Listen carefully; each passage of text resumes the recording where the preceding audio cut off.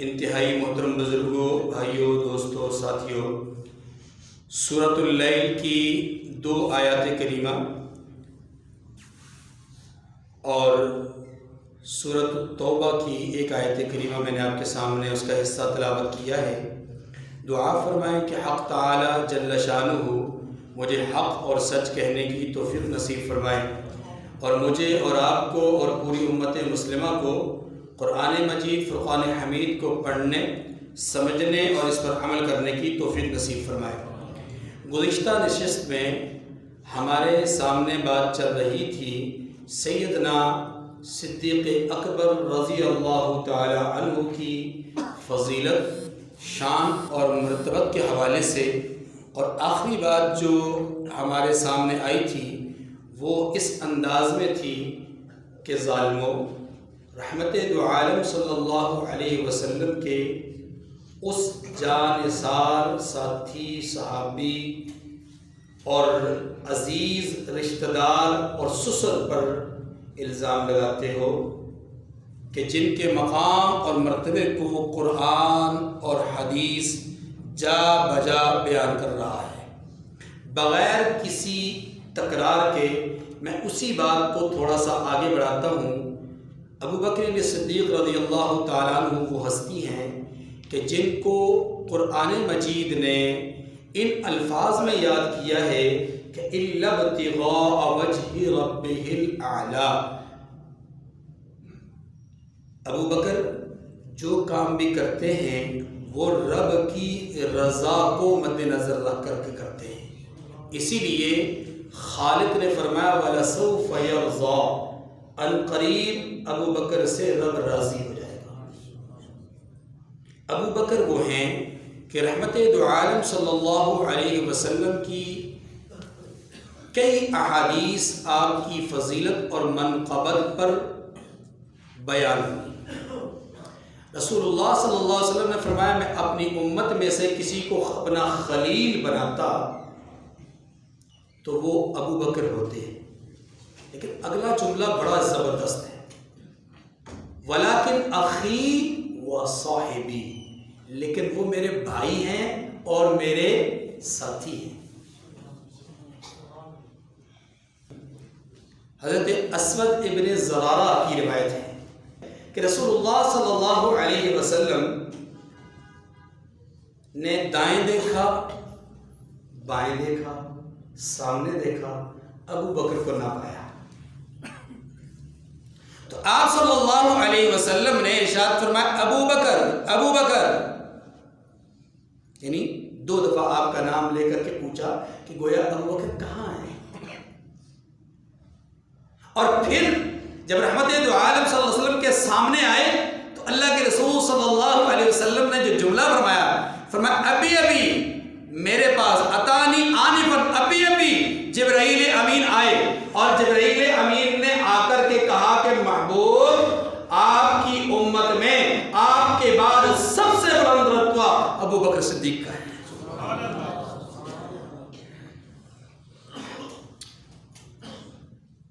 آپ صلی اللہ علیہ وسلم نے فرمایا کہ جن لوگوں پر سورج طلوع ہوتا ہے، جن پر سورج غروب ہوتا ہے، ان میں سب سے خیر والے کون ہیں؟ ابو بکر۔ مجھے جبرائیل نے بتلایا ہے کہ سب سے پہلے جنت میں جو جائے گا وہ ابو بکر ہوگا۔ اللہ اکبر کبیرہ۔ رحمت دو عالم صلی اللہ علیہ وسلم سے ایک صحابی نے پوچھا کہ یا رسول اللہ سب سے زیادہ محبوب آپ کو کون ہے؟ تو آپ صلی اللہ علیہ وسلم نے فرمایا کہ مردوں میں ابو بکر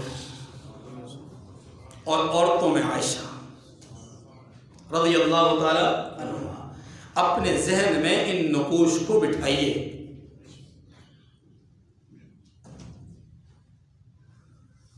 اہل بیت عظام ہمارے سر کا تاج ہے اور صحابہ کرام ہمارے ماتھے کا جومر ہے،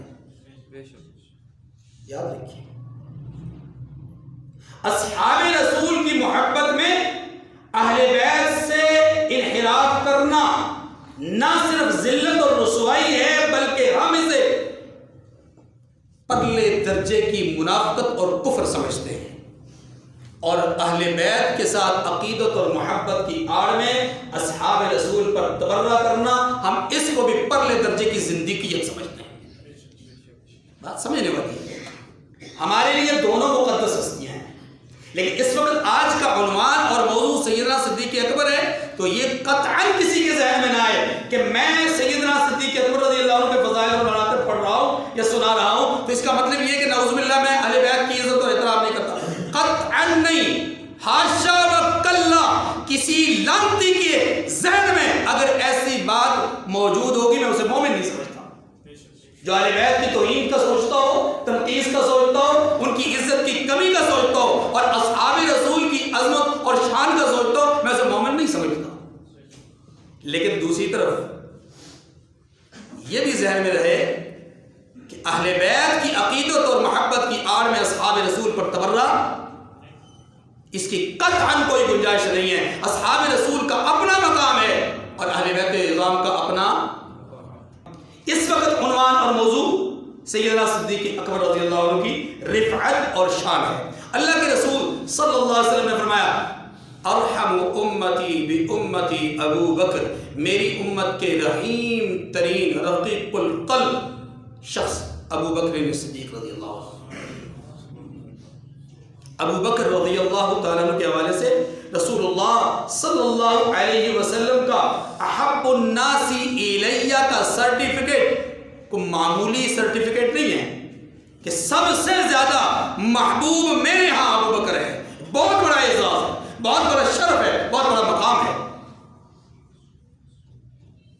رسول اللہ صلی اللہ علیہ وسلم پر نازل ہونے والے قرآن نے ابو بکر صدیق کو اعزاز اتقا سے نوازا ہے، وَسَيُجَنَّبُهَا الْأَتْقَى، جہنم سے بچے گا سب سے بڑا متقی، اور سب سے بڑا متقی ابو بکر صدیق ہے حضور علیہ السلام کے فرمان کے مطابق۔ دیکھیے آپ علیہ السلام نے ایک دفعہ سوال کیا کہ کیا کوئی ایسا شخص ہے آج، یا آج وہ کون سا شخص ہے کہ جس نے جنازے میں شرکت کی ہو؟ ابو بکر صدیق نے عرض کی کہ یا رسول اللہ میں۔ پھر آپ نے سوال کیا کون شخص ہے جس نے آج کسی فقیر کو، مسکین کو کھانا کھلایا ہو؟ آپ رضی اللہ عنہ نے عرض کی کہ یا رسول اللہ میں۔ اللہ کے رسول نے تیسرا سوال کیا کون ہے وہ جس نے آج روزہ رکھا ہو؟ آپ نے عرض کی کہ یا رسول اللہ میں۔ اللہ کے رسول نے فرمایا کہ یہ صفات جس آدمی میں جمع ہوں گی وہ آدمی جنت میں جائے گا۔ ایک موقع پر رسول اللہ صلی اللہ علیہ وسلم نے ارشاد فرمایا کہ جنت کا ایک دروازہ ہے جسے ریان کہتے ہیں، جنت کا ایک دروازہ ہے جسے باب السلام کہتے ہیں، اس طرح مختلف دروازوں کے نام لیے، اور پھر آپ نے فرمایا کہ ایک دروازے سے پکار دی جائے گی، صدا دی جائے گی کہ وہ آدمی، وہ شخص کہ جو دنیا میں راہ خدا میں خرچ کیا کرتا تھا وہ اس دروازے سے آ جائے گی۔ پھر ایک دروازے سے آواز آئے گی کہ جو دنیا میں روزے دار رہتا تھا وہ اس دروازے سے آ جائے گا۔ ایک دروازے سے آواز آئے گی جو دنیا میں راہ جہاد میں شریک ہوتا تھا وہ اس دروازے سے آ جائے۔ یوں 1 2 3 4 کر کے 8 دروازوں سے آواز لگے گی۔ اللہ کے رسول صلی اللہ علیہ وسلم کے سامنے سیدنا صدیق اکبر نے پوچھا کہ یا رسول اللہ، مجمع عام میں، کہ یا رسول اللہ کوئی ایسا خوش نصیب بھی ہے کہ جسے جنت کے سارے دروازوں سے، 8 دروازوں سے آواز دی جائے گی، بلایا جائے گا پکارنے میں؟ اللہ کے رسول نے فرمایا کہ ہاں ابو بکر ہے وہ، اور وہ آپ ہے۔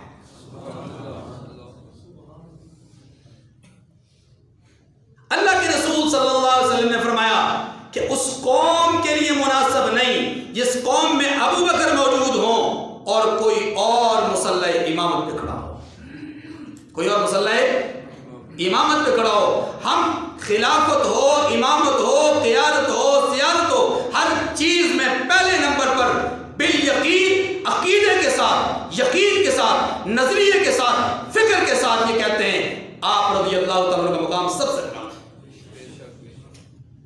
اور یہ ہم نہیں کہتے، یہ ہم نے تو یہ عقیدہ سیکھا ہے سیدنا علی المرتضیٰ رضی اللہ عنہ سے. ہم نے تو ان سے سیکھا کہ جن کو رحمت دو عالم نے فرمایا من کنت مولا فہذا علی المولا، جس کا میں مولا اس کا علی مولا. اب علی مولا نے کہا کہ سب سے بلند ترین رتبہ اس امت میں اگر کسی شخص کا تھا تو وہ حضور کے بعد ابو بکر صدیق کا تھا.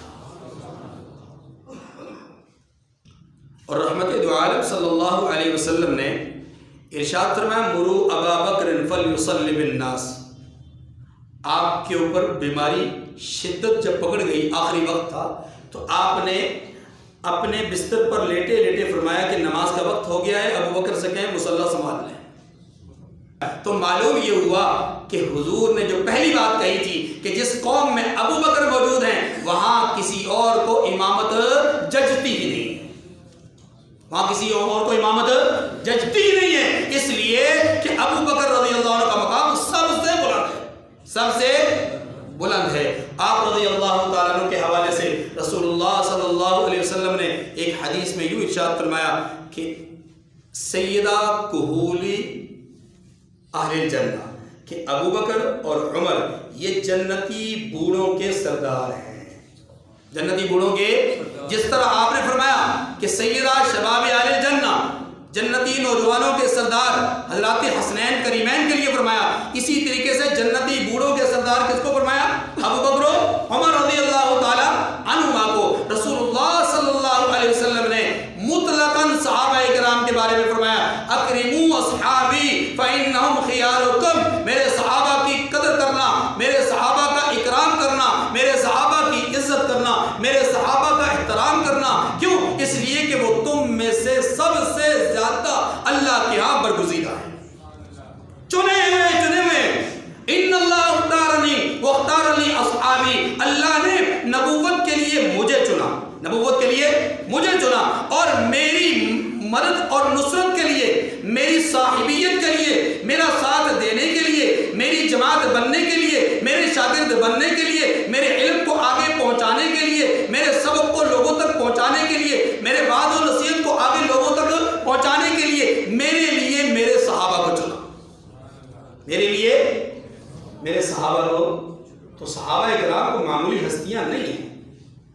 اور ذرا توجہ کیجئے، ذرا ایک چشم تصور سے دیکھیے کہ کتنا بھیانک منظر ہوگا کہ جب کفار سارے کے سارے حضور کے دشمن ہوں اور آپ مکہ مکرمہ کے بالکل وسط میں خانہ کعبہ کے اندر مطاف میں کھڑے ہو کر کے اللہ کی عبادت کر رہے ہوں. ایسے میں کافر آپ کے ارد گرد جمع ہو جائیں اور آپ کو ستانا شروع کریں، یہاں تک کہ آپ کے گلے میں چادر ڈال کر کے اسے مروڑ رہے ہوں. ایک آدمی دوڑتا ہوا ابو بکر کے پاس جائے رضی اللہ تعالیٰ عنہ. ابو بکر وہ آپ کے ساتھی کے ساتھ، آپ کے دوست کے ساتھ، آپ کے نبی کے ساتھ فلاں کافر ایسا ایسا سلوک کر رہا ہے. پلٹے، دوڑے، آئے، آ کر کے اتقتلون رجلا ان یقول ربی اللہ، کیا تم اس آدمی کو ستانا چاہتے ہو، اس آدمی کو مارنا چاہتے ہو، اس آدمی کو قتل کرنا چاہتے ہو، اس آدمی کے ساتھ ظلم کر رہے ہو، اس آدمی کے ساتھ تشدد کر رہے ہو جو یہ کہہ رہا ہے کہ میرا رب اللہ ہے. علماء نے لکھا ہے کہ رجل مومن جو دربار فرعون میں تھا، فرعون کی آل میں سے تھا، فرعون کے خاندان میں سے تھا، وہ بھی رجل مومن تھا. اس نے بھی کہا تھا کہ کیا تم موسیٰ کو قتل کرنا چاہتے ہو، جبکہ وہ دعویٰ کرتے ہیں کہ میرا رب اللہ ہے. اگر وہ سچے ہیں تو پھر ہمیں انہیں مان لینا چاہیے، اور اگر وہ جھوٹے ہیں تو ان کا جھوٹ ان پر، لہٰذا انہیں ستاؤ مت. علماء نے لکھا ہے کہ رجل مومن وہ بھی، اس کا مقام اتنا اونچا کہ اللہ نے قرآن میں بیان کیا. غور کیجیے گا جملے میں جملہ کہنا چاہتا ہوں، میرے جملے کو پلے باندھ دیجیے گا. رجل مومن دربار فرعون میں کیا کہتا ہے؟ اتقتلون رجلا ان یقول ربی اللہ، کیا تم اس آدمی کو ستانا، مارنا چاہتے ہو، قتل کرنا چاہتے ہو جو کہتا ہے میرا رب اللہ ہے؟ لیکن یہ رجل مومن دل کا مومن تھا، ظاہر کے اعتبار سے مومن نہیں تھا. نہیں سمجھے میری بات؟ یعنی اس نے اپنے ایمان کا اظہار نہیں کر رکھا تھا، ایمان کو چھپایا ہوا تھا، اس کا چھپا ایمان اللہ کے ہاں اتنا معتبر ہوا کہ اس کو قرآن کا حصہ بنا دیا۔ اس کا چھپا ایمان اتنا معتبر ہوا کہ قرآن کا حصہ بنا دیا۔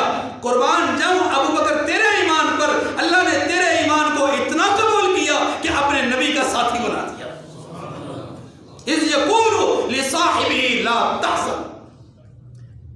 تو خانہ کعبہ میں مطاف کے اندر کافر نے حضور کو چھوڑا، ابو بکر کو ستانا شروع کر دیا، اتنا مارا کہ آپ بے ہوش ہو گئے۔ بے ہوشی کے عالم میں آپ کو گھر لے جایا گیا۔ جب شام ڈلے آپ کو ہوش آیا تو سب سے پہلا لفظ جو نطق صداقت پہ تھا وہ کیا تھا کہ میرے حبیب کا کیا حال ہے۔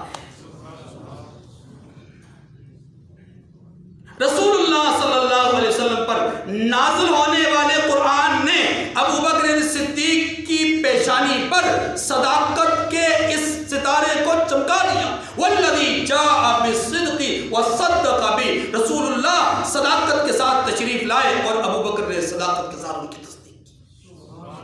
مرتبہ صداقت، مرتبہ صدیقیت ابو بکر صدیق کا خاصہ ہے۔ معراج کی شب جب آپ نے سارا منظر دیکھا، واپس آئے، اپنا منظر بیان کیا، کفار مسکرا رہے ہیں، ہنس رہے ہیں اور مذاق اڑا رہے ہیں، دوڑتے ہوئے گئے ابو بکر صدیق کے پاس۔ کیا کوئی آدمی ایسا دعویٰ کرے کہ یہاں سے بیت المقدس سے پہلے دوسرے تیسرے ساتواں آسمان اور اوپر عرش تک، عرش سے واپس راتوں رات واپس آ گیا، لمحے بھر میں جیسے گیا تھا ویسے ہی آیا، مطلب جو حالات زمین پہ تھے ویسے ہی رہے، میں واپس آ گیا، کیا آپ یقین کرتے ہو؟ ابو بکر نے کہا میں نہیں مانتا۔ ابو بکر نے کہا میں نہیں مانتا۔ اب انہوں نے زور زور سے قہقہ لگایا، جس کی نبوت کو تم تسلیم کر رہے ہو نا، اسی نے دعویٰ کیا ہے۔ فرمایا اگر محمد نے کہا ہے تو سچ کہا ہے۔ یہ ہے صدیق۔ حضور کو پتہ چلا، حضور نے فرمایا ابو بکر تمہیں تو میں نے بتایا ہی نہیں تھا، تمہیں تو میں نے بتایا ہی نہیں، واقعہ سنایا ہی نہیں، تم نے پھر بھی تصدیق کر دی۔ فرمایا آپ کی نطق نبوت سے کبھی جھوٹ نکل ہی نہیں سکتا۔ اتنا یقین، اتنا کامل اعتماد اور بھروسہ، اسی لیے تو حضور نے فرمایا تھا فَإِنِّي أُؤْمِنُ بِي وَأَبُو بَكْرٍ وَعُمَرٍ، کہ میں اس بات پر ایمان رکھتا ہوں، ابو بکر اور عمر ایمان رکھتے ہیں۔ ایک وہ منظر ہے دیکھیے کہ پیچھے اور اس کی فوج، آگے دریا، درمیان میں بنی اسرائیل نے کیا کہا؟ سورۃ الشعراء کیا کہا؟ یا موسیٰ انا لمدرکون، اے موسیٰ ہم تو پکڑے گئے، مارے گئے، ہم تو مارے گئے، پکڑے گئے۔ سیدنا موسیٰ علیہ السلام نے اس وقت جو جواب دیا وہ بڑا زبردست جواب تھا۔ اللہ اکبر، رتبہ کلیئر کر دیا ہے۔ فرمانے لگے ان معی ربی سیہدین، میری قوم کے لوگوں میرا رب میرے ساتھ ہے، میرا رب میرے ساتھ ہے، وہ مجھے ضرور میں ضرور راستہ دکھائے گا۔ حالانکہ آپ کے ساتھ 12 لاکھ بنی اسرائیل تھے، آپ نے یوں ہی کہا ان معنا ربنا، ہمارے ساتھ ہمارا رب ہے، سیہدینا، ہمیں راہ دکھائے گا۔ لیکن اللہ کے پیغمبر نے کہا ان معی ربی، میرا رب میرے ساتھ ہے۔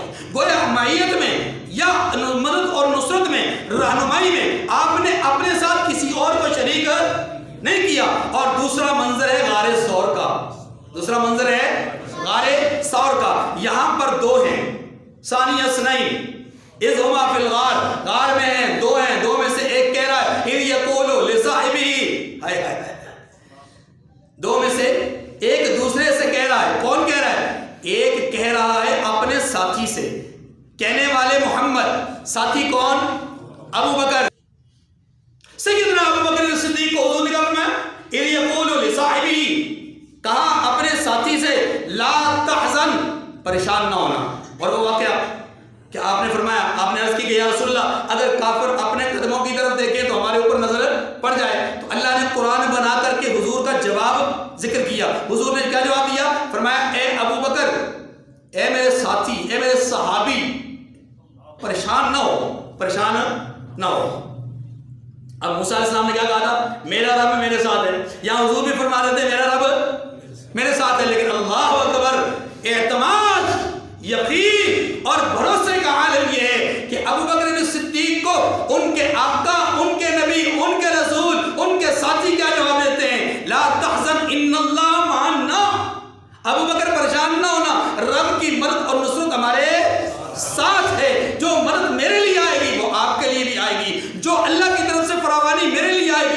آپ کے لیے بھی آئے گی. جس نعمت سے میں مستفید ہوں گا وہ نعمت آپ تک بھی پہنچے گی. جس غم کی دوری مجھے ملے گی اس غم سے دوری آپ کو بھی ملے گی. دشمن سے جیسے نجات مجھے ملے گی ایسے ہی نجات آپ کو بھی ملے گی. لا تحزن ان اللہ معنا. کہا موسیٰ علیہ السلام کا وہ جملہ, کہا رسول اللہ صلی اللہ علیہ وسلم کا یہ جملہ, دونوں کو قرآن نے بیان کیا لیکن فرق واضح کر دیا کہ موسیٰ علیہ السلام کو قوم پر اعتماد نہیں لیکن محمد کریم کو اپنے ساتھی پر اعتماد.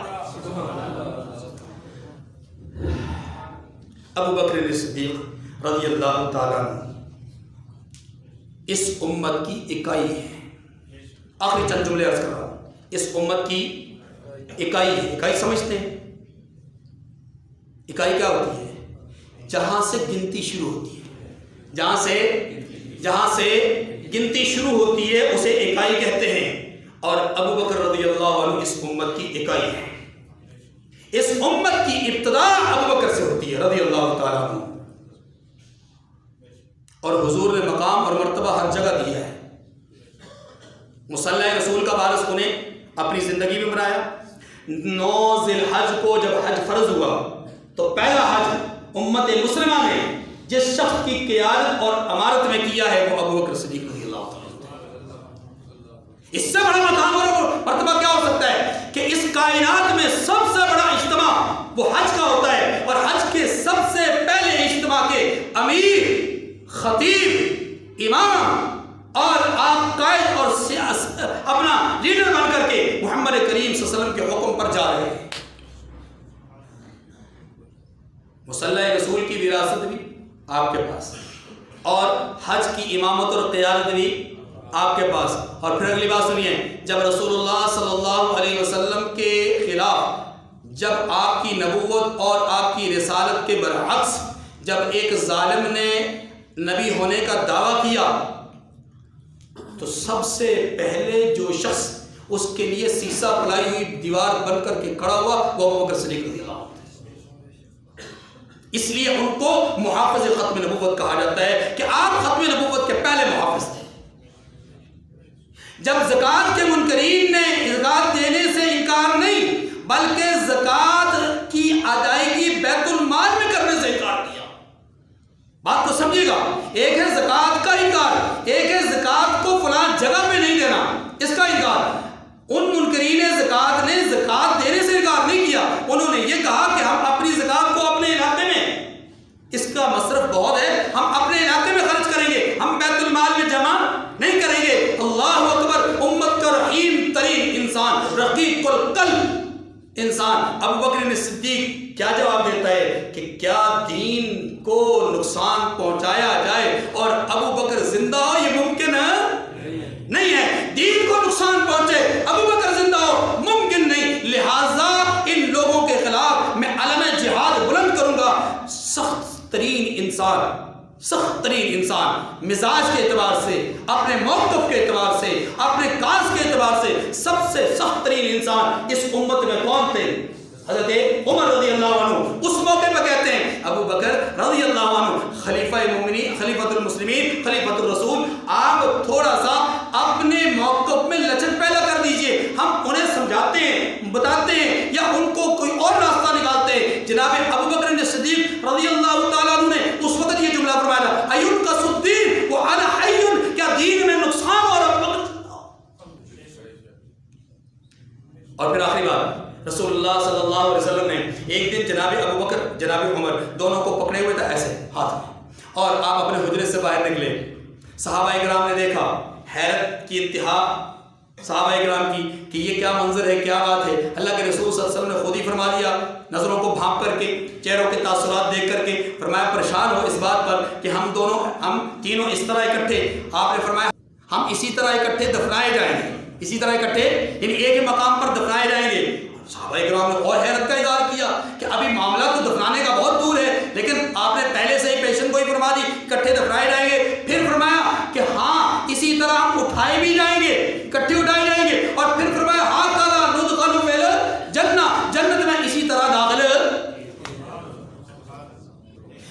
جسے اللہ کے حبیب نے, اللہ تبارک و تعالی نے اپنے حبیب کے روزے میں آسودہ خواب کیا ہو, اس کے مقام اور مرتبے کو پوچھتے ہو. اس کے درجے اور رتبے کو پوچھتے ہو کہ جس کے لیے اللہ کے رسول نے تمنا کی، دعا کی، اللہم اجعل، اے اللہ میرے لیے بنا دے معی فی درجتی، اے اللہ میرے درجے میں، میری جنت میں، میرے مقام میں، میرے ٹھکانے میں میرا ساتھی بنا دے ابو بکر رضی اللہ عنہ کو، جس کے لیے حضور نے تمنا کی ہو کہ میری جنت میں میرا ساتھی بنا دے، اس کے لیے یہ کہا جائے کہ نعوذ باللہ وہ دل سے مومن نہیں تھے، یہ بات ماننے کے قابل ہے؟ قطعاً نہیں مان سکتے، مومن ہے تو یہ بات کبھی نہیں مانے گا